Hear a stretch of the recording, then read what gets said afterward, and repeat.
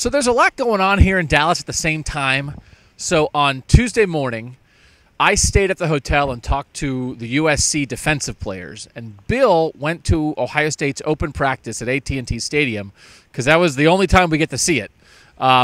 He has some thoughts from there, and then I want to think about a big picture thing as we go back to the stadium where Ohio State won the national title 3 years ago. But what is your practice report for Tuesday, Bill?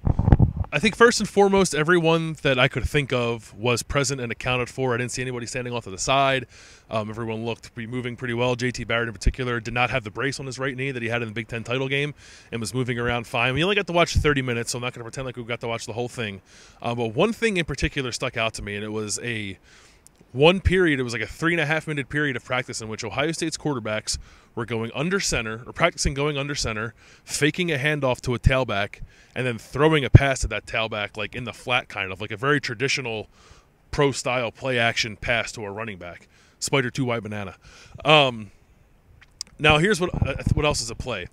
We were allowed to watch 4 periods of practice. There was one period where we weren't allowed to record anything, but we could watch and observe and write about it, and that was the period where this happened. So they could just be using us as pawns to put that information out into the universe so that USC has one more thing to think about, and Ohio State will never do that ever as long as Urban Meyer's here. But it happened, and I was very intrigued by it. It was so they don't do anything like that in their offense, and they were doing it on Tuesday.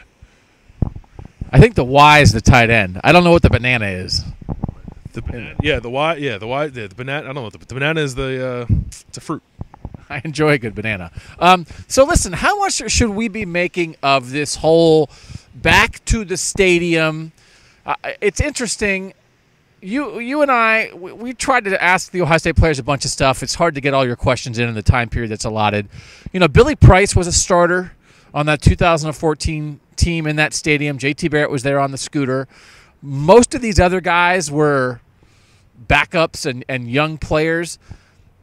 Like, is there a thing going on here for them, or is this team disconnected enough from that team 3 years ago that it's a new group of guys other than Billy Price, and it's just a game in a stadium?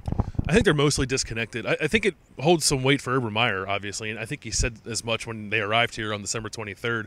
They were playing it, so they had a giant video board over the field at AT&T Stadium, and the highlights from that title game against Oregon were like playing on a loop during practice. So they're not shying away from it. They want to remind themselves, I think, that it happened. But everyone's so new. Like I think there are guys on this team who committed to Ohio State because of that game. But I think it's hard to feel any kind of connection where you weren't actually on the team. All right, he's Bill. I'm Doug. We'll be here all week in Dallas. Hopefully it'll stop raining at some point. Thanks for watching at cleveland.com.